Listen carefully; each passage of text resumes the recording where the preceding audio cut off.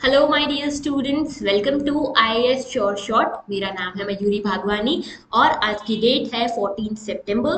14 सितंबर के जितनी भी इंपॉर्टेंट न्यूज आज द हिंदू और इंडियन एक्सप्रेस में आई है उन सभी को एनालाइज करेंगे with the perspective of UPSC. Okay, तो किस तरह से आपसे क्वेश्चन पूछा जा सकता है करंट अफेयर्स में से, किस तरह से आपको लिंक करना है, ये सब कुछ आपको हम यहाँ पे सिखाते हैं। और साथ ही एक चीज और बता दूं कि आज है 14 सितंबर, यानी कि आज है national Hindi day. Okay, national Hindi day, राष्ट्रीय हिंदी दिवस है आज। और इसीलिए हिंदी के बारे में सारे प्रोविजंस क्या क्या हैं हमारे कॉन्स्टिट्यूशन में, क्यों मनाया जाता है नेशनल हिंदी डे, इसी दिन पे क्यों मनाया जाता है, ये सारे क्वेश्चन इंपॉर्टेंट हो जाते हैं। और इसको मैंने डिस्कस किया हुआ है हमारे ही चैनल पे, आपको एक शॉर्ट्स मिलेगा, शॉर्ट्स में वीडियो मिलेगी और उस वीडियो को आप देख के, 1 मिनट की वीडियो, उसको देख के आप सब चीजें समझ जाओगे। याद रखना बहुत ज्यादा इंपॉर्टेंट है यूपीएससी प्रीलिम्स के लिए। ओके, तो चलो आज की बात कर लेते हैं, आज के द हिंदू और इंडियन एक्सप्रेस की न्यूज की शुरुआत करें। उससे पहले ये क्वेश्चन है आप सभी के सामने जिसको अटेम्प्ट करना है आप सभी लोगों को। पॉलिटी से रिलेटेड ये क्वेश्चन है और इसका जवाब आपसे एक्सपेक्ट करूंगी मैं in the comment section. Okay, comment section में इसका जवाब मुझे चाहिए। ऑलराइट, आगे बात करते हैं। आप मुझसे कैसे कनेक्ट करोगे? इन सभी मीडियम्स के थ्रू कनेक्ट कर सकते हो।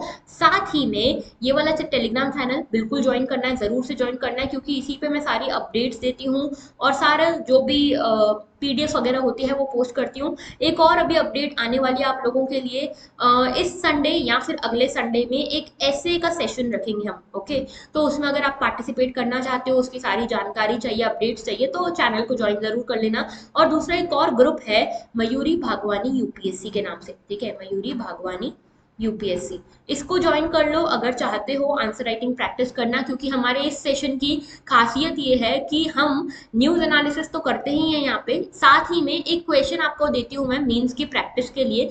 आप उसका आंसर लिख के इस चैनल पे, इस ग्रुप पे पोस्ट कर सकते हो। आपके पियर्स के साथ साथ मैं आपके आंसर्स को रिव्यू करेंगे। ओके, तो शुरुआत करते हैं आज के सेशन की और आज के टॉपिक्स देख लेते हैं। जीएस 1 में we have nothing for today.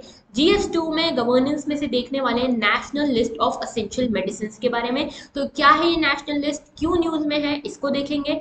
Then बात करेंगे पॉलिटी में 103rd अमेंडमेंट की, साथ में delisting of political parties की बात करेंगे। जीएस पेपर 3 में वेरी इंपॉर्टेंट आर्टिकल इकोनॉमी का विंडफॉल टैक्स क्या है ये, इसको देखेंगे।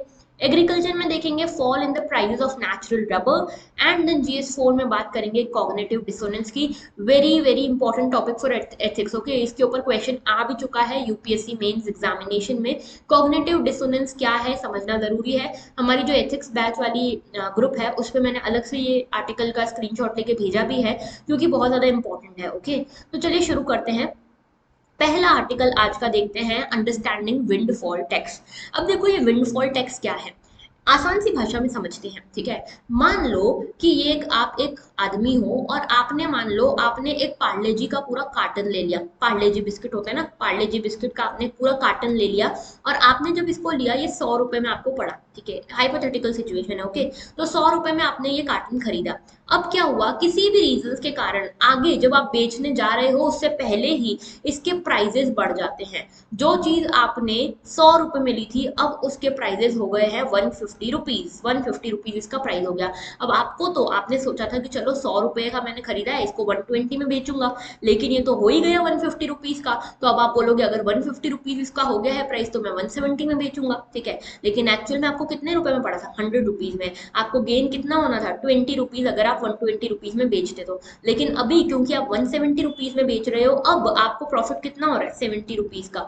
तो आपको क्या हुआ, आपने कोई अलग से एफर्ट्स नहीं मारे थे। ठीक है, आपको ये तो आसपास की सिचुएशन, एक्सटर्नल सिचुएशंस के कारण ये गेन मिला है 70 रुपीज का, जो पहले आपको सिर्फ 20 रुपए का मिलने वाला था।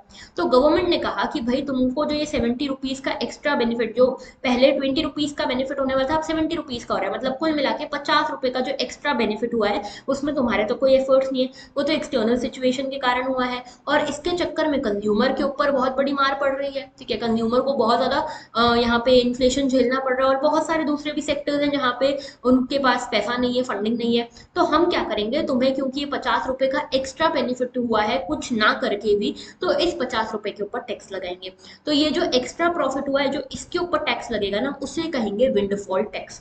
समझ गए आसान सी भाषा में। अब आते हैं आर्टिकल के ऊपर। तो देखो हमारी जो फाइनेंस मिनिस्टर जी हैं निर्मला सीतारमण जी, उन्होंने ये कहा है कि यहाँ पे हम विंडफॉल टैक्स लगा रहे हैं। किसके ऊपर लगा रहे हैं? तो ऑयल कंपनीज के ऊपर, ऑयल प्रोड्यूसर कंपनीज के ऊपर लगाने वाले हैं। और इन्होंने ऐसा कहा है कि ये जो है एडॉक मूव नहीं है, इसको पूरी तरह से कंसल्टेशन के बाद ही हमने किया है। ऐसा नहीं कि हमने अपनी मर्जी से लगा दिया टैक्स, हमने इंडस्ट्रीज से कंसल्ट किया है और उसके बाद ही किया है। और ऐसा भी नहीं कि पहली बार हुआ है, इससे पहले भी कई बार ये विंडफॉल टैक्स लगाया जा सकता है, जा चुका है। ओके, तो देखो ये विंडफॉल टैक्स क्या है समझाया मैंने आपको। ये एक ऐसा टैक्स है जो कि प्रॉफिट्स पे लगता है किसी कंपनी के, जो प्रॉफिट्स किसी एक्सटर्नल फैक्टर, किसी एक्सटर्नल सिचुएशन के कारण आए हैं, आपने कोई एफर्ट्स नहीं किए उसमें। ओके, तो इस तरह से जैसे कि अभी क्या हो रहा है, ये जो ऑयल कंपनीज है इन्होंने सस्ते में पहले ऑयल खरीदा था, ठीक है। उसके बाद रशिया यूक्रेन वॉर आ गया, उसके बाद ग्लोबल स्लोडाउन जैसा भी कुछ सिचुएशन आ रही थी, और इन सब चीजों के चक्कर में क्या हुआ ना, एनर्जी जो थी, एनर्जी हो गया या फ्यूल हो गया या ऑयल हो गया, इसके प्राइजेस राइज हो गए, ठीक है। तो वही चीज हो गई, जैसे ऊपर समझा ना, इन्होंने खरीदा था 100 रुपए में और अब इसकी कीमत हो गई 150 रुपए, ठीक है। तो इनको तो फायदा, ठीक है, इन्होंने सोचा था 100 का 120 में बेच देंगे, अब ये बोल रहे हैं कि अब तो 150 कीमत है, तो अब तो हम इसको 170 में बेचेंगे, तो इनको और ज्यादा प्रॉफिट हो रहा है, ठीक है। तो ये जो एक्स्ट्रा प्रॉफिट है, ये this is because of the external situation. Oil producer companies को ये प्रॉफिट हुआ है because of the Russia Ukraine war. इन्होंने तो उसमें कुछ नहीं किया, इनका तो कोई एफर्ट नहीं था। तो यहाँ पे ये जो एक्सटर्नल सिचुएशंस के कारण जो प्रॉफिट आपको हो रहा है, जिसमें आपने एक्टिवली कहीं पार्टिसिपेट नहीं किया है, उन प्रॉफिट के ऊपर अब यहाँ पे लगेगा आपके ऊपर टैक्स, जिसको कहेंगे हम विंडफॉल टैक्स। ओके, क्लियर है। तो ये एक अनअर्न्ड, अनएंटिसिपेटेड गेन है इनकम में, और इसी के लिए यहाँ पे आपने कोई एडिशनल एफर्ट नहीं लगाया, कोई एडिशनल एक्सपेंस आपने नहीं किया है, इस प्रॉफिट के ऊपर लगता है जो टैक्स, उसे कहेंगे हम विंडफॉल टैक्स। ओके, तो गवर्नमेंट जो है इस तरह के टैक्सेस रेट्रोस्पेक्टिवली लगाती है। रेट्रोस्पेक्टिवली मतलब कि आपको, आपने देखो जो ऑयल कंपनीज है, ऑयल प्रोड्यूसिंग कंपनीज है, उन्होंने तो पहले 100 रुपए में मान लो ऑयल खरीद लिया, अब उसकी कीमत 150 हो गई, अब ये बेच रहे हैं 170 में, ठीक है। तो जब इन्होंने खरीदा था, मान लो आज से 3-4 महीने पहले इन्होंने खरीदा था, तब तो गवर्नमेंट ने टैक्स नहीं लगाया था। कैसे लगाती? गवर्नमेंट को पता ही नहीं था कि ये प्रॉफिट आने वाला है, ठीक है। प्रॉफिट तो अब आया ना, तो गवर्नमेंट ने अब बोला कि जो तुमने पहले ऑयल खरीदा था उसके ऊपर जो तुमको ये अनएंटिसिपेटेड प्रॉफिट हो रहा है, जिसमें तुम्हारा कोई हाथ नहीं है, तुम्हारे कोई एफर्ट्स नहीं है, इस एक्स्ट्रा प्रॉफिट के ऊपर 3 महीने पहले से तुम पे टैक्स लगेगा।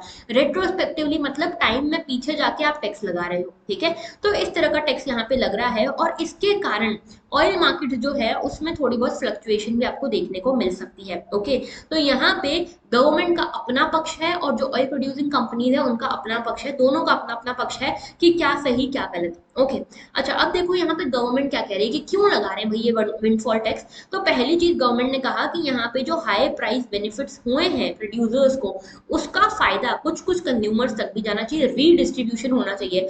आपको पता होगा कि हम जो है एक सोशलिस्ट कंट्री है, हमारे प्रियम्बल में लिखा है सोशलिस्ट रिपब्लिक है ना। तो सोशलिस्ट कंट्रीज रीडिस्ट्रीब्यूशन पे बहुत ध्यान देती हैं। रीडिस्ट्रीब्यूशन यानी कि सबको फायदा हो ना, इक्वली फायदा हो सबको, प्रोड्यूसर को फायदा हो रहा है तो कंज्यूमर को भी फायदा हो।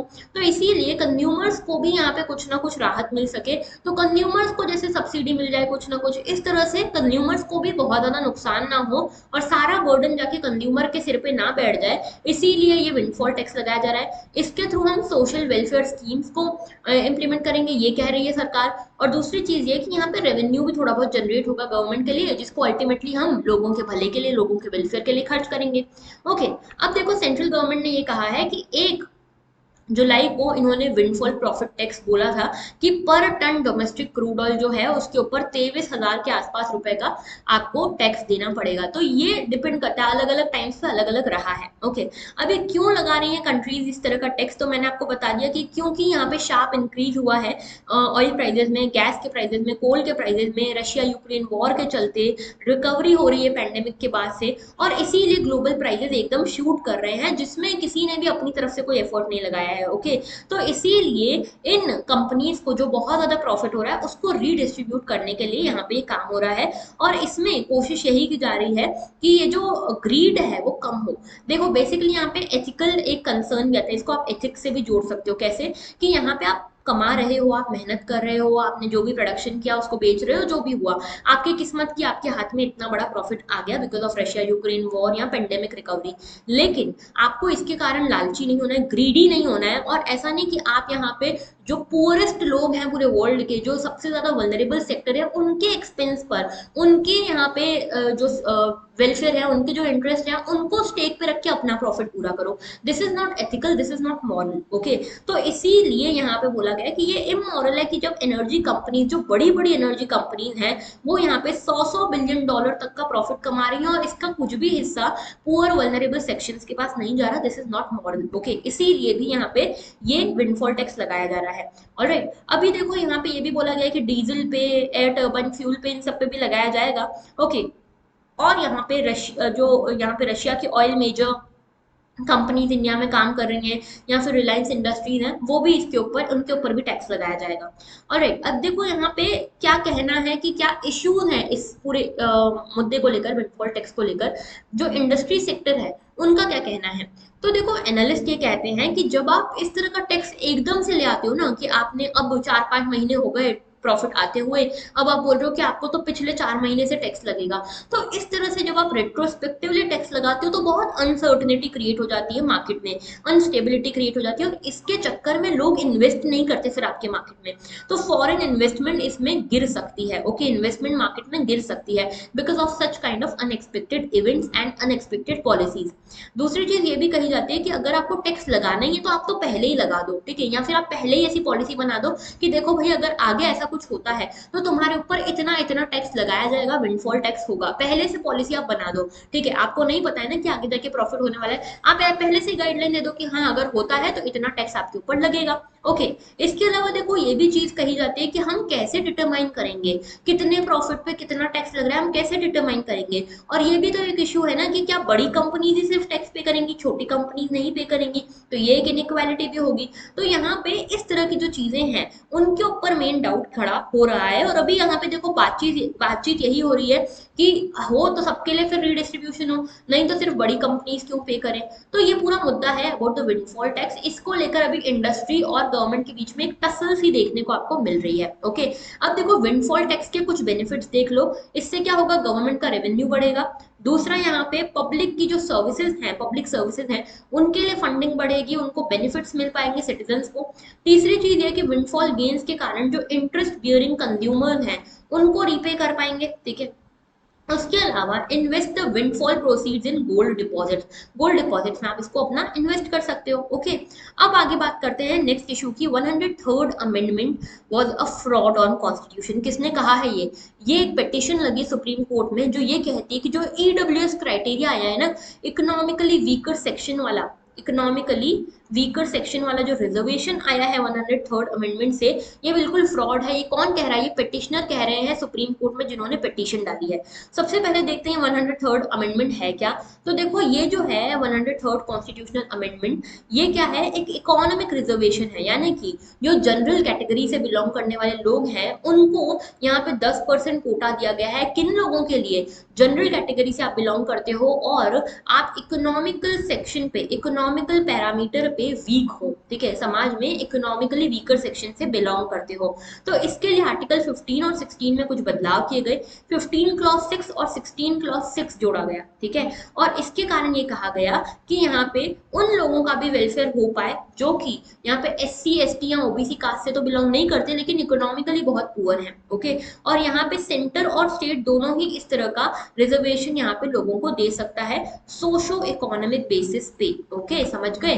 तो ये है पूरा 103rd कॉन्स्टिट्यूशनल अमेंडमेंट। अब देखो ये तो आज का आर्टिकल है, लेकिन इससे पहले थोड़ा सा बैकग्राउंड दिखाना चाहती हूँ, इसीलिए कल का एक इंडियन एक्सप्रेस का आर्टिकल और ले रही हूँ मैं, ठीक है। सुप्रीम कोर्ट ने 3 क्वेश्चंस यहाँ पे खड़े किए हैं। तो बेसिकली देखो है क्या, पूरा मुद्दा समझो। ये 103rd कॉन्स्टिट्यूशनल अमेंडमेंट जो है ये आया और इसने आर्टिकल 15 और आर्टिकल 16 में कुछ कुछ अमेंडमेंट्स किए। आर्टिकल 15 ये बात करता है कि यहाँ पे किसी भी के अगेंस्ट, किसी भी पर्सन के against religion, race, caste, class, इन सब के बेसिस पे, कास्ट, सेक्स या प्लेस ऑफ बर्थ के बेसिस पे किसी के साथ भी कोई डिस्क्रिमिनेशन नहीं होगा। लेकिन इसमें आगे ही कई सारे प्रोविजन ऐसे भी है कि कोई जो वल्नरेबल सेक्टर से है उसको आप यहाँ पे एक्स्ट्रा प्रोविजन एक्स्ट्रा रिजर्वेशन दे सकते हो। तो वैसा ही यहाँ पे 15 क्लॉज 6 आया जिसने बोला कि हाँ भाई आप यहाँ पे जो इकोनॉमिकली वीकर सेक्शन है उसको एजुकेशन में रिजर्वेशन दे सकते हो। दूसरी चीज आई 16th आर्टिकल जो है वो बोलता है कि आप यहाँ पे पब्लिक एम्प्लॉयमेंट के केस में या एम्प्लॉयमेंट के केस में किसी को भी रिजर्वेशन सबको इक्वली ट्रीट करोगे। रिजर्वेशन देना है तो S C S T OBC के लिए क्राइटेरिया था। इसमें 16 क्लॉज 6 ऐड हुआ और इसमें बोला कि इकोनॉमिकली वीकर सेक्शन जो है उनको भी रिजर्वेशन मिल सकता है पब्लिक एम्प्लॉयमेंट्स में। तो आप देखोगे यूपीएससी जैसी जो एग्जाम है ना वहां पे भी आपको ईडब्ल्यूएस क्राइटेरिया देखने को मिलता है, कोटा देखने को मिलता है। ओके, अब देखो ये जो ईडब्ल्यूएस रिजर्वेशन कोटा आया था ये कैसे आया। ये कमेटी के रिकमेंडेशन पे आया था जिसको 2005 में कॉन्स्टिट्यूट किया गया था। ये कमेटी का नाम था major general S R Sinho committee. ठीक है, major general S R Sinho committee ने ये पूरा ईडब्ल्यूएस क्राइटेरिया लेकर आए थे ये। और 2010 में इन्होंने अपनी रिपोर्ट रखी कि जितने भी ऐसी फैमिलीज हैं जो बिलो पॉवर्टी लाइन है, जो टैक्स सेक्टर में नहीं आती, जो टैक्स पेइंग क्राइटेरिया में नहीं आती, उनको यहाँ पे हमको कुछ ना कुछ रिजर्वेशन देना चाहिए। और इसी बेसिस पे ईडब्ल्यूएस क्राइटेरिया तैयार हुआ। इसमें कुछ सारे क्राइटेरिया बोले गए कि भाई आपकी फैमिली इनकम 8 लाख से कम नहीं होनी चाहिए, आपके पास 1000 स्क्वायर फीट से ज्यादा की जमीन नहीं होनी चाहिए, लैंड नहीं होना चाहिए, ना ही आपके पास कुछ एकड़ से ज्यादा जमीन होनी चाहिए। इस तरह के कुछ क्राइटेरिया सामने आए। ओके, और इसमें बोला गया कि भाई 8 लाख से ज्यादा इनकम है तो फिर तुम ईडब्ल्यूएस कैटेगरी में नहीं आओगे, 8 लाख से कम है तो आ जाओगे। ओके, अब यहाँ पे दिया गया ये reservation for the general category. Okay, इसमें S C S T OBC को शामिल नहीं किया गया। नाउ देखो यहाँ पे क्या हुआ कि यहाँ पे कुछ बेसिस पे चैलेंज किया गया इस ईडब्ल्यूएस वाले पूरे अमेंडमेंट को, 103rd अमेंडमेंट को। कहा ये गया कि ये जो पूरा अमेंडमेंट है ना ये बेसिक स्ट्रक्चर डॉक्ट्रिन के अगेंस्ट जाता है। ये बेसिक स्ट्रक्चर डॉक्ट्रिन आप सभी को पता होगा कि हमारे कॉन्स्टिट्यूशन में केशवानंद भारती केस आया था। ठीक है, केशवानंद भारती केस आया था, ये 1973 का केस था। और इसके अंतर्गत ये सुप्रीम कोर्ट ने इवॉल्व करी एक डॉक्ट्रिन जिसका नाम दिया गया बेसिक स्ट्रक्चर डॉक्ट्रिन। इस बेसिक स्ट्रक्चर डॉक्ट्रिन में ये कहा गया कि हमारा कॉन्स्टिट्यूशन में कुछ बेसिक स्ट्रक्चर है जिसको आप वायलेट नहीं कर सकते, कोई भी ऐसा लॉ नहीं बना सकते जो इस बेसिक स्ट्रक्चर को वायलेट करे। इसकी एग्जैक्ट डेफिनेशन किसी को नहीं पता कि बेसिक स्ट्रक्चर में क्या क्या आता है, ये धीरे धीरे इवॉल्व होता रहता है। ओके, लेकिन अगर कोई भी चीज इस बेसिक स्ट्रक्चर के अगेंस्ट जाती है तो उसे अनकॉन्स्टिट्यूशनल माना जाता है। तो यहाँ पे 3 क्वेश्चन खड़े किए गए। पहला क्वेश्चन तो ये था कि आप इकोनॉमिक क्राइटेरिया पे कैसे रिजर्वेशन दे रहे हो, ये तो कहीं कॉन्स्टिट्यूशन में नहीं मेंशन्ड है, तो बेसिक स्ट्रक्चर के अगेंस्ट जा रहा है। दूसरी चीज इन्होंने बोली कि आप यहाँ पे एजुकेशनल इंस्टीट्यूशन, जो प्राइवेटली एडेड एजुकेशनल इंस्टीट्यूशन है, उनके ऊपर आप इस तरह की कैसे यहाँ पे लॉज लगा सकते हो। और तीसरी बात बोली गई कि यहाँ पे आप जो socially and economically backward section है, ओबीसी है, एस सी एस टी, उनको आप एक्सक्लूड कर रहे हो। हमने तो बोला था हम डिस्क्रिमिनेशन नहीं करेंगे। तो यहाँ 3 बैकग्राउंड्स के ऊपर, 3 चीजों के ऊपर यहाँ पे मुद्दा उठाया गया कि ये गलत है। ओके, इसके अलावा यहाँ पे सुप्रीम कोर्ट ने बीच में ये भी कहा था कि ये जो 8 लाख की आपने थ्रेशोल्ड डिसाइड किया, ये कैसे डिसाइड किया। 8 लाख कैसे पता आपको कि 8 लाख से नीचे वाले जो है पावर्टी में आते हैं, 8 लाख से ऊपर वाले पावर्टी में नहीं आते, ये आपको कैसे पता।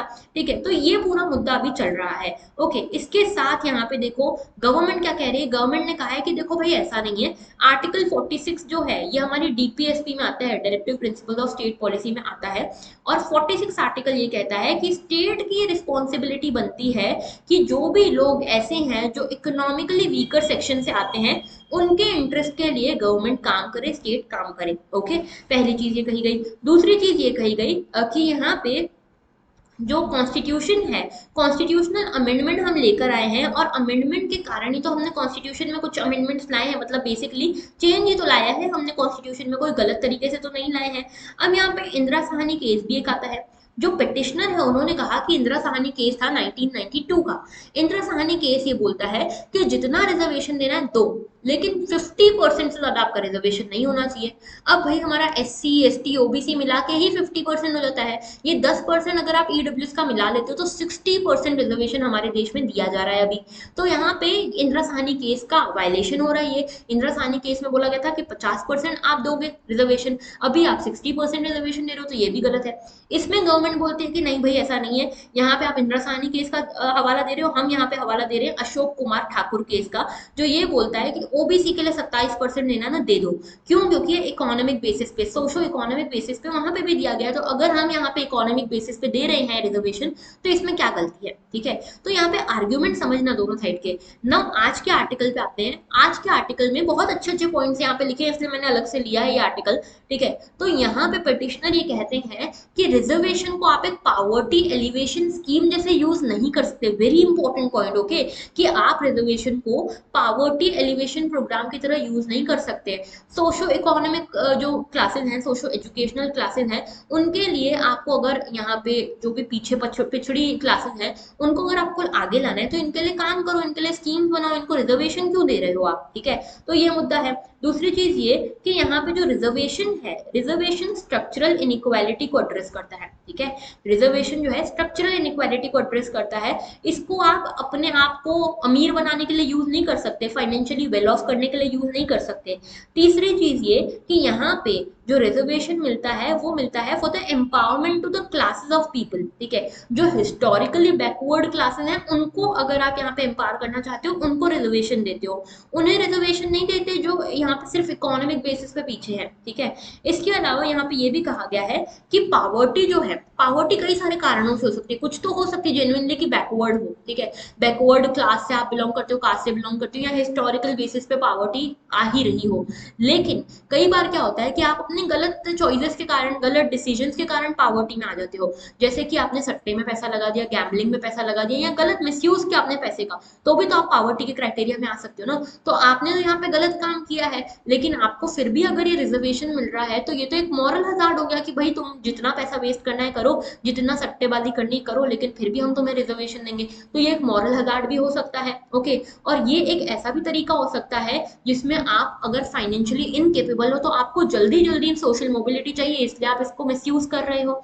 ओके, तो ये चीज आपको समझनी है। अच्छा, एक और चीज याद रखना, ये क्वेश्चन कई बार इंटरव्यू में भी आपसे पूछा जा सकता है कि आप अगर ईडब्ल्यूएस कैटेगरी से मान लो जाते हो तो आपसे पूछा जा सकता है कि आप तो वेल ऑफ दिखते हो, आपको क्या जरूरत इकोनॉमिकली वीकर सेक्शन से बिलोंग करने की, आपने तो इसका मिसयूज किया है, आपने तो ये मॉरल हजार्ड क्रिएट किया है। तो आपके पास इसके लिए भी आर्ग्यूमेंट्स होने चाहिए कि नहीं ऐसा नहीं है। ठीक है, यहाँ पे हम पिटिशन के आर्ग्यूमेंट्स देख रहे हैं।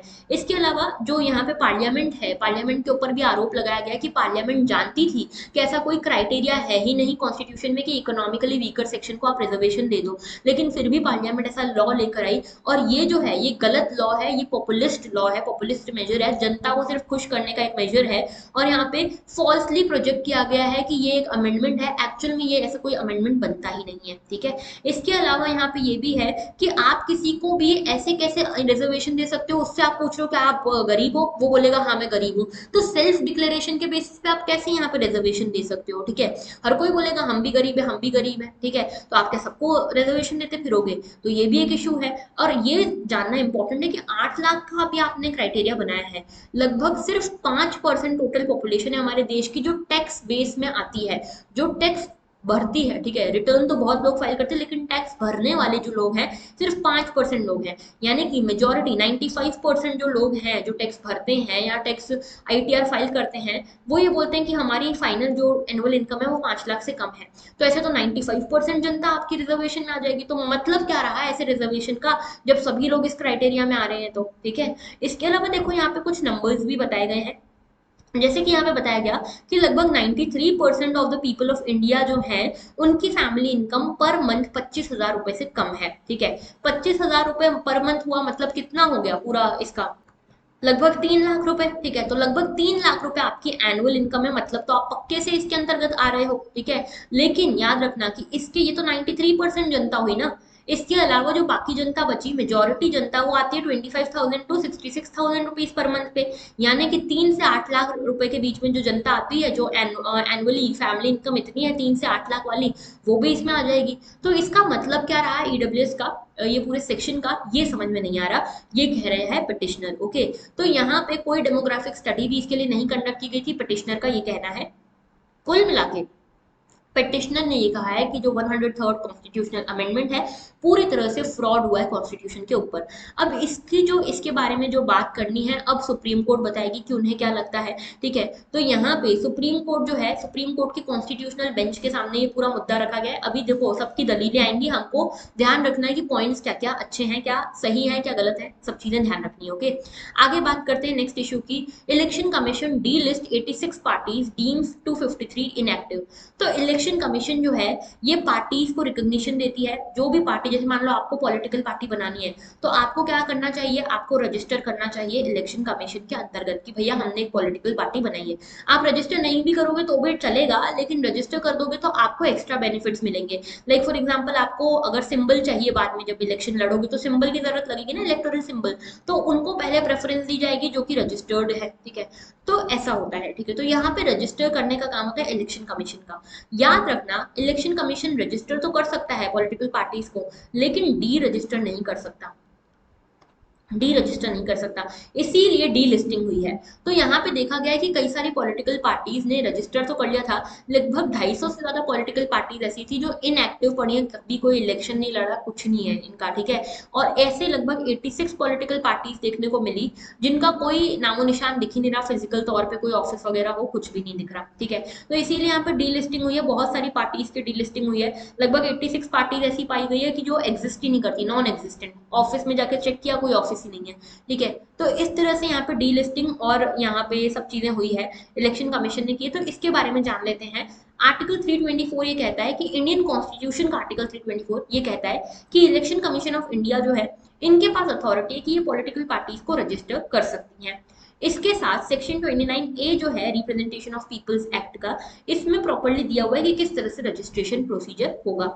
साथ में इलेक्शन कमीशन ऑफ इंडिया के हिसाब से ये भी कहा गया है कि अगर कोई पार्टी रजिस्टर अपने आप को करवाना चाहती है तो उन्हें 30 दिन में, मतलब अपने जैसे उन्होंने पार्टी बनाई उसके 30 दिनों में एप्लीकेशन देना पड़ेगी इलेक्शन कमीशन ऑफ इंडिया को, अप्लाई करना पड़ेगा। और इसकी इंपॉर्टेंस क्या है रजिस्ट्रेशन की, तो इलेक्शन कमीशन ऑफ इंडिया के साथ रजिस्टर करना इज नॉट मैंडेटरी, याद रखना मैंडेटरी नहीं है। लेकिन अगर आप कर लेते हो रजिस्टर तो आपको एक्स्ट्रा बेनिफिट्स मिलते हैं, जैसे कि आपको जो सिंबल है वो जल्दी मिल जाएगा, सिंबल आपको पहले मिलेगा। ठीक है, और जो इंडिपेंडेंट कैंडिडेट्स हैं उनसे पहले आपको यहाँ पे मिलेगा, और जो डी रजिस्टर्ड पार्टी है, जो रजिस्टर्ड पार्टी नहीं है, उनसे पहले आपको सिंबल मिलेगा। तो ये कुछ बेनिफिट्स हैं जो आपको मिलेंगे अगर आप रजिस्टर कर लेते हो तो।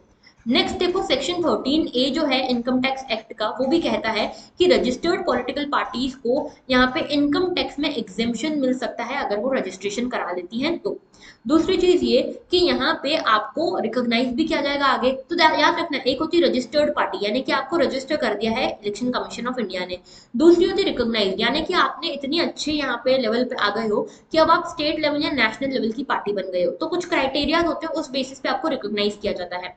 डी रजिस्ट्रेशन के बारे में क्या है, देखो डी रजिस्ट्रेशन जैसी कोई चीज ही नहीं है। Election commission of India D register नहीं कर सकती किसी भी पॉलिटिकल पार्टी को, सिर्फ डी लिस्टिंग कर सकती है इनएक्टिव पार्टीज की, और इनके अगेंस्ट जो भी कार्रवाई करनी है सेंट्रल गवर्नमेंट को बता सकती है। तो सेंट्रल गवर्नमेंट को ये बताया जा सकता है कि देखो भाई ये पार्टीज इनएक्टिव पड़ी है, हमने तो इनको डीलिस्ट कर दिया है, अब आप देखो आगे क्या करना है। ओके, आगे बात करते हैं नेक्स्ट आर्टिकल की, 384 drugs on essential medicine list. Okay, तो देखो ये पूरा आर्टिकल क्या है, आर्टिकल ये है कि लगभग 300 से ज्यादा 350 से ज्यादा ड्रग्स को यहाँ पे 350 से ज्यादा ड्रग्स को यहाँ पे असेंशियल मेडिसिन लिस्ट में रखा गया है। तो बेसिकली 26 ड्रग्स ऐसे हैं जो गैस्ट्रोइंटेस्टिनल मेडिसिन है या फिर ऐसी मेडिसिन है, उन्हें national list of essential medicine में शामिल किया गया है। याद रखना, national list of essential medicine important है। क्यों इंपॉर्टेंट है, क्योंकि इसे सबसे पहले 1996 में बनाया गया था, और उसके बाद इसे कई बार अपडेट भी किया जाता है, जैसे 2003 में, 2011 में, 2015 में अपडेट किया हुआ है इसको।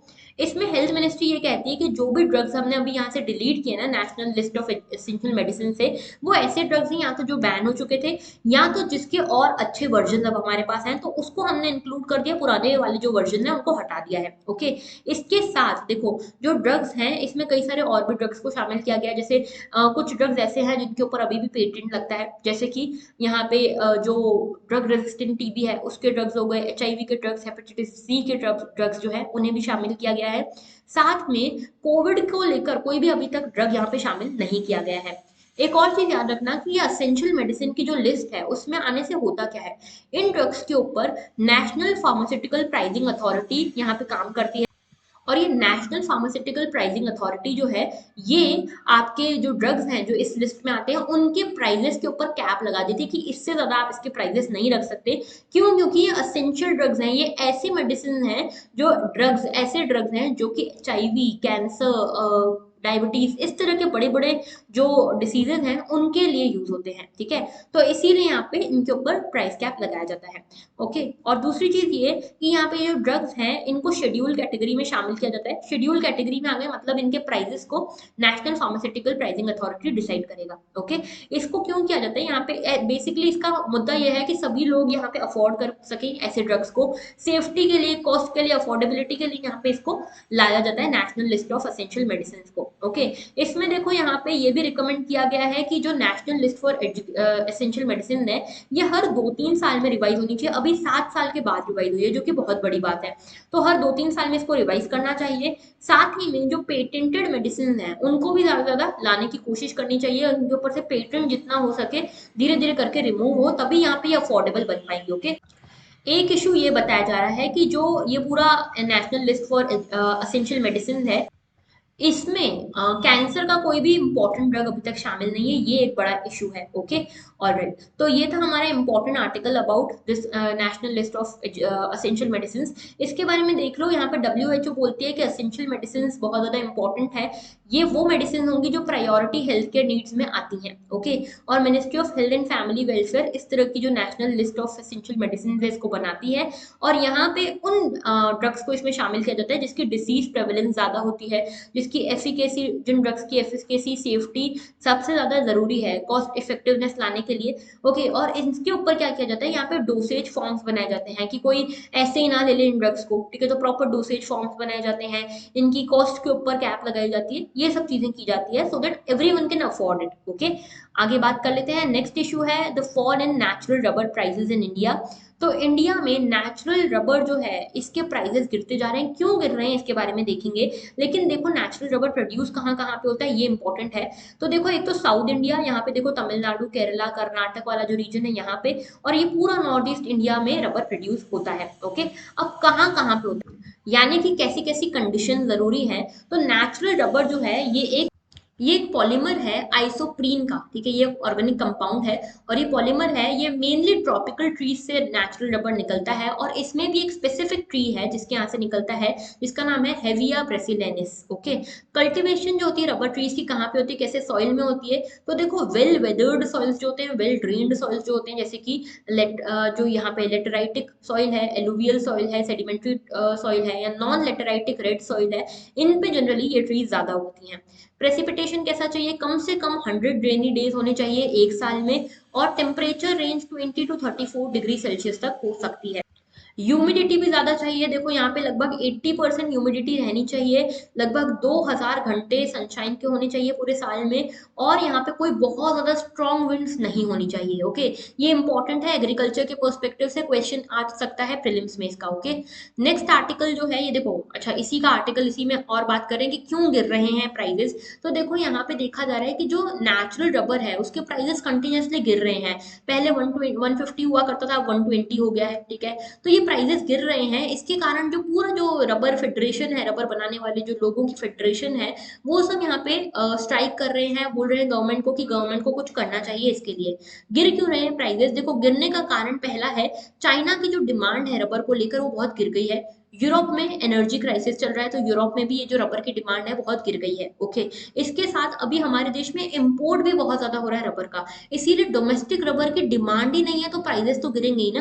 तो यहाँ पे देखो चाइना में अभी भी जो जीरो कोविड स्ट्रेटेजी चल रही है, इसीलिए ज्यादा वहाँ पे इंडस्ट्रीज अभी ज्यादा काम कर नहीं पा रही है, इसीलिए रबर की डिमांड वहां से गिर गई है। ठीक है, और पूरे जो हमारे देश में जितना रबर बनता है ना, उसका 42% जो रबर है चाइना में जाता है। अब चाइना में डिमांड ही गिर गई है, तो हमारे रबर पे तो इम्पैक्ट पड़ेगा ही, हमारे रबर के प्राइसेस पे तो इम्पैक्ट पड़ेगा ही। साथ में जो डोमेस्टिक टायर इंडस्ट्री है उसके लिए जो यहाँ पे रबर यूज होता है वो बाहर से आ रहा है, इम्पोर्ट हो रहा है, तो हमारा डोमेस्टिक रबर यहाँ पे यूज नहीं हो रहा, इसके कारण भी इसकी डिमांड गिर रही है। ओके, अब यहाँ पे इंडिया जो है वो कहाँ स्टैंड करता है, तो याद रखना इंडिया फिफ्थ लार्जेस्ट प्रोड्यूसर है पूरे रबर का पूरे वर्ल्ड में, और यहाँ पे सेकंड बिगेस्ट कंज्यूमर भी है रबर का। ओके, और यहाँ पे जो नेचुरल रबर कंजप्शन है अभी 40% जो इंडिया का नेचुरल रबर कंजप्शन है वो इम्पोर्ट से पूरा हो रहा है। तो ये एक बहुत बड़ी बात है, हमारे देश में जब रबर बन रहा है तो हम इम्पोर्ट क्यों करें, कुछ क्वालिटीज का डिफरेंस है लेकिन वो क्वालिटीज हमारे रबर में भी तो आ सकती हैं। तो इसीलिए यहाँ पे ये रबर के प्राइसेस गिर रहे हैं, डिमांड साइड से इशू है, ठीक है, सप्लाई साइड से इशू नहीं है। और यहाँ पे इसके कारण जो मेनली केरला की इकोनॉमी है ना वो बहुत ज्यादा सफर कर रही है। यहाँ के जो लोग हैं लगभग 75% जो प्रोडक्शन हो रहा है वो यहाँ पे रबर का प्रोडक्शन हो रहा है, दूसरे क्रॉप यहाँ पे नहीं उगाए जाते। तो इसका इम्पैक्ट ही देखने को मिल सकता है कि हो सकता है कि रबर को छोड़ के यहाँ के जो लोग हैं फार्मर हैं वो दूसरी क्रॉप्स की तरफ चले जाए। अब ऐसे में आगे जाके मान लो रबर के प्राइसेस बढ़ गए तो हमें तो नुकसान हो जाएगा ना। तो यहाँ पे ये क्रॉप स्विच करना या फिर यहाँ पे जब रबर क्रॉप्स जो रबर फार्म है उनके फार्म्स का यहाँ पे जो डिसइंटीग्रेशन होना या फिर फार्म होल्डिंग जो है उनका फ्रेगमेंटेशन होना is not a good idea for the future, ठीक है, लेकिन हो सकता है। ऑलराइट, तो यहाँ पे कहा ये जा रहा है कि स्टेट गवर्नमेंट को सब्सिडीज देनी चाहिए केरला के जो फार्मर्स हैं जो रबर प्रोड्यूसर्स हैं, सो दैट वो इस सिचुएशन को हैंडल कर पाए। ओके, तो ये कुल मिला के सारे इम्प्लीकेशन है, सारा रिपल इफेक्ट हमने देखा। आगे बात करते हैं नेक्स्ट इशू की जो कि रिलेटेड है हमारे एथिक्स से, कॉग्निटिव डिसोनेंस के बारे में। ये कॉग्निटिव डिसोनेंस एक ऐसी टर्म है जो साइकोलॉजिकल थ्योरी को दिखाती है, ठीक है। देखो जनरली क्या होता है, जैसे ये एग्जांपल देख रहे हो, मुझे लगता है कि झूठ बोलना गलत बात है लेकिन मुझे ये आदत है, अभी अभी तो मैंने झूठ बोला था, तो यहाँ पे लायर्स और बैड पीपल ये मेरा बिलीफ है, ठीक है, ये मेरा बिलीफ है जो मैं जानती हूँ कि झूठ बोलना एक गलत बात है लेकिन फिर भी मैं झूठ बोल रही हूँ, ठीक है, और ये मेरा एक्शन है। तो मेरा बिलीफ सिस्टम और मेरे एक्शन में एक कॉन्ट्राडिक्शन जब देखने को मिलता है तो मेरे दिमाग में चलती है कुछ अलग अलग बातें, मेरे दिमाग में स्ट्रेस होने लगता है। जैसे कि मान लो मैंने सोचा कि झूठ बोलना गलत है लेकिन मैंने तो झूठ बोल दिया है, अब मेरे दिमाग में गिल्ट पैदा होने लगेगा। ये गिल्ट वाली जो चीज है ना यही सिचुएशन है कॉग्निटिव डिसोनेंस वाली। यानी कि मैं मानती कुछ हूँ लेकिन मान लो मेरे सामने, या मानती कुछ हूँ करती कुछ हूँ, लेकिन मान लो मेरे सामने कुछ ऐसी चीज आ जाती है जो दिखाती है कि जो तुम ये बिलीव करते हो या जो तुमने ये जो एक्शन किया है वो गलत किया है, तो वो मेरे दिमाग में स्ट्रेस पैदा करेगी। इस पूरी सिचुएशन को बोलते हैं कॉग्निटिव डिसोनेंस। तो कॉग्निटिव डिसोनेंस थ्योरी जो है ये मोस्ट इन्फ्लुएंशियल थ्योरी मानी जाती है पूरी साइकोलॉजी की, और ये प्रपोज की गई थी लियोन फेस्टिंगर ने, ठीक है, लियोन फेस्टिंगर ने। और ये बोलते हैं कि जब आप जो सोचते हो और आप जो करते हो, आपके थॉट्स और आपके बिहेवियर में एक इनकंसिस्टेंसी होने लगती है, इसके कारण एक अनकंफर्टेबल साइकोलॉजिकल और इमोशनल टेंशन आपके दिमाग में पैदा होने लगता है, इसको बोलते हैं कॉग्निटिव डिसोनेंस, ठीक है। तो आप एक इंडिविजुअल हो, आप कुछ मानते और कुछ और करते कुछ और हो, इसके कारण आपके दिमाग में जो कॉग्निटिव डिसोनेंस पैदा होने लगता है, जो स्ट्रेस पैदा होने लगता है इस इनकंसिस्टेंसी के कारण, इससे बोलते हैं कॉग्निटिव डिसोनेंस। एग्जाम्पल के तौर पे मान लो यहाँ पे देखो बिलीफ और एक्शन के बीच में ही नहीं, दो बिलीफ सिस्टम है उनके बीच में भी कॉन्ट्रडिक्शन हो सकता है। ओके, जैसे कि देखो यहाँ पे ये बताया गया है कि जैसे मान लो एग्जाम्पल के तौर पे, एक तरफ तो आप अपने पेरेंट्स की बहुत रिस्पेक्ट करते हो, ठीक है, दूसरी तरफ आप यहाँ पे अपनी लिबर्टी की भी बहुत रिस्पेक्ट करते हो कि मुझे भी यहाँ पे मेरे पास भी पूरी फ्रीडम होनी चाहिए। तो अब आपको मान लो 11th क्लास में आप आ गए और 11th क्लास में आपको आने के बाद लगता है कि नहीं मुझे मैथ्स लेना चाहिए, आर्ट्स नहीं लेना चाहिए, या उल्टा भी हो सकता है, आपके पेरेंट्स बोल रहे नहीं आर्ट्स लो, आप बोल रहे नहीं मुझे मैथ्स लेना है, तो यहाँ पे आपके दिमाग में चलेगा टसल क्या किया जाए। या फिर स्पेशली इस एज में, जिस एज में आप लोग हो, वहां पे आपको एक लगेगा कि क्या करें, लव मैरिज करें अरेंज मैरिज करें, ठीक है, या फिर we should we fall into this trap of love और नॉट, क्योंकि हमारे पेरेंट्स तो हमसे चाहते हैं कि हम पढ़ाई करें, हम आईएएस बने, लेकिन आपको सामने वाला पर्सन भी बहुत अच्छा लग रहा है, ठीक है। तो यहाँ पे जो स्ट्रेस बन रहा है ना आपके दिमाग में, आपको लग रहा है कि एक तरफ बिलीफ सिस्टम तो ये बोलता है कि नहीं भाई देखो, पेरेंट्स जो है आपको पैसे पहुंचा रहे हैं आपको पढ़ाई करने के लिए, तो आपको पढ़ाई करनी चाहिए, लेकिन साइड में आपके एक्शंस कुछ और ही कर रहे हैं, ठीक है, आपके एक्शंस कहीं और ही जा रहे हैं। तो ये जो पूरी सिचुएशन है ये कॉग्निटिव डिसोनेंस आपके दिमाग में क्रिएट कर सकती है।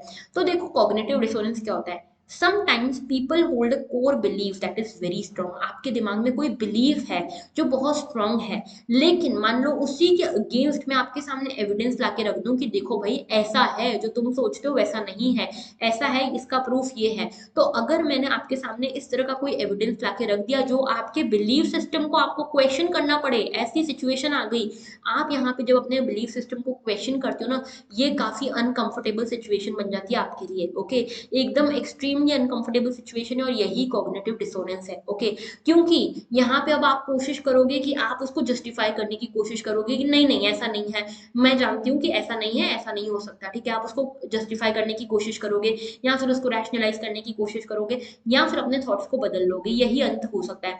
आप उसी स्टेट में नहीं रह पाओगे क्योंकि अनकंफर्टेबल सिचुएशन है। ओके, तो देखो, जैसे कि एग्जाम्पल के तौर पे आपको पता है स्मोकिंग जो है अनहेल्दी है, ठीक है, हेल्थ के लिए अनहेल्दी है, ये आपको पता है, लेकिन दूसरी तरफ आप स्मोक करते भी हो।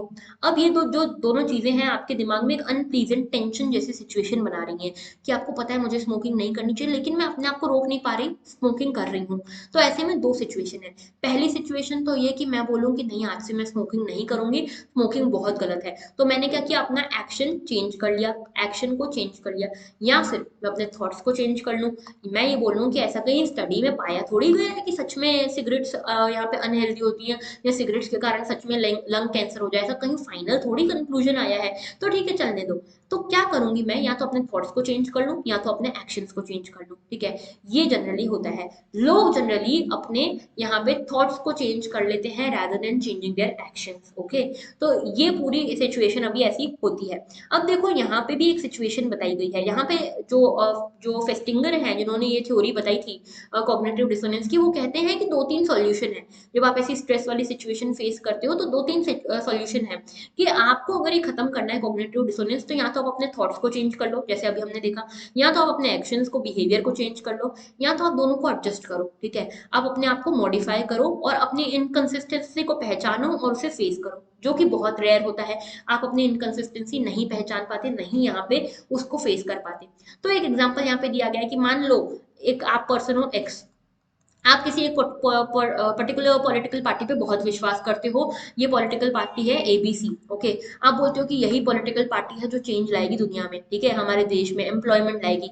भैया इसको आपने यहाँ पे इलेक्ट कर दिया, ठीक है, 5 साल के लिए, 5 साल हो गए, अगला टेन्योर चालू हो गया इनका, अगला टेन्योर मतलब अगला इलेक्शन आ गया, कोई यहाँ पे फर्क ज्यादा पड़ा नहीं, एम्प्लॉयमेंट, आप अभी भी अनएम्प्लॉयड हो, पहले भी अनएम्प्लॉयड थे, ठीक है। फिर अब आपके सामने दो ऑप्शन है, अब आपको सामने से बोलेगा कि तुम जो बोलते थे एबीसी का बड़ा गुणगान करते थे, कुछ नहीं हुआ ऐसा वैसा, तो सामने से आपके दोस्त आके आपको ऐसा बोल रहे हैं। अब आपके पास दो ऑप्शन है, आप बोलो हाँ भाई तू तो सही बोल रहा है, ऐसा मेरा दिमाग का भ्रम था कि मैंने ऐसा सोच लिया, ये बिल्कुल मैंने गलत किया, इस बार तो मैं इनको वोट दूंगा नहीं। आपने क्या किया, अपना एक्शन बदल दिया, ठीक है।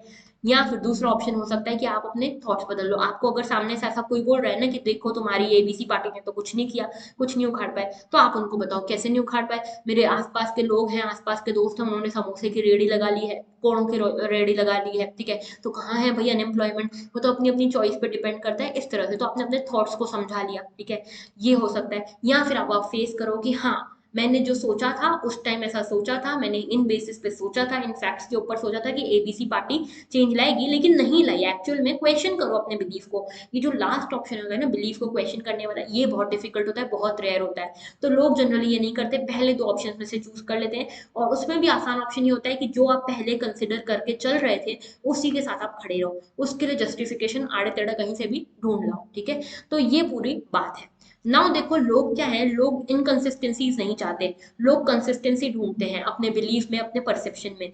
तो कॉग्निटिव डिसोनेंस क्या है कि एक ऐसी फीलिंग है डिस्कम्फर्ट की जहां पे आप दो कॉन्फ्लिक्टिंग बिलीव्स यहाँ तो होल्ड करते हो, या फिर आपका बिलीफ कुछ कहता है और आपका एक्शन कुछ कहता है, आपका बिहेवियर कुछ कहता है। ओके, तो यहाँ पे जो डिस्क्रिपेंसी आती है ना बिलीफ और बिहेवियर में, या दो बिलीफ में, वो है कॉग्निटिव डिसोनेंस। और इसको अगर एलिमिनेट करना चाहते हो तो या तो अपना एक्शन बदल लो, या तो अपने थॉट्स बदल लो। ओके, ये बहुत इंपॉर्टेंट टॉपिक है एथिक्स का, याद रखना। ओके, ऑलराइट, अब ये देखो आपका कल का क्वेश्चन था कल का क्वेश्चन मैंने पूछा था प्रीलिम्स से रिलेटेड, ये पॉलिटी का क्वेश्चन था। अब देखो इसको अटेम्प्ट करते हैं, ठीक है। अब bill amending the constitution require the prior recommendation of president of India. Constitutional amendment bill की बात हो रही है, कहाँ आती है? आर्टिकल 368 में आती है हमारे कॉन्स्टिट्यूशन के, ठीक है। क्या ये प्रेसिडेंट ऑफ इंडिया के इसका रिकमेंडेशन चाहिए? बिल्कुल नहीं चाहिए, कोई रिकमेंडेशन की जरूरत नहीं है। सेकंड स्टेटमेंट बोलता है कॉन्स्टिट्यूशनल अमेंडमेंट बिल जो है वो प्रेसिडेंट ऑफ इंडिया को अगर प्रेजेंट की जाएगी तो प्रेसिडेंट ऑफ इंडिया को इसके ऊपर असेंट देना ही पड़ेगा, साइन करनी ही पड़ेगी। बिल्कुल सही बात है। 24th कॉन्स्टिट्यूशनल अमेंडमेंट हमारा आया था जिसने ये कहा कि हाँ ये ऐसा ही होगा, ओके, प्रेसिडेंट को साइन करनी ही पड़ेगी। तीसरी चीज, कॉन्स्टिट्यूशनल अमेंडमेंट बिल अगर पास करनी है तो दोनों हाउसेस से इसको पास करना पड़ेगा विद स्पेशल मेजोरिटी, और इस केस में कोई ज्वाइंट सिटिंग नहीं हो सकती, ये भी सही स्टेटमेंट है। ज्वाइंट सिटिंग, वैसे ज्वाइंट सिटिंग कहाँ होती है? नॉर्मल ऑर्डिनरी बिल्स के केस में होती है। कहाँ दिया गया है भैया इसके बारे में? 108 आर्टिकल नंबर में, ओके। तो यहाँ पे आर्टिकल ये सेकंड और थर्ड स्टेटमेंट सही है, यानी कि बी जो है वो सही है, ओके। ऑलराइट, और कल का क्वेश्चन ये था, India is in complex geopolitical situation amid Russia Ukraine war, discuss.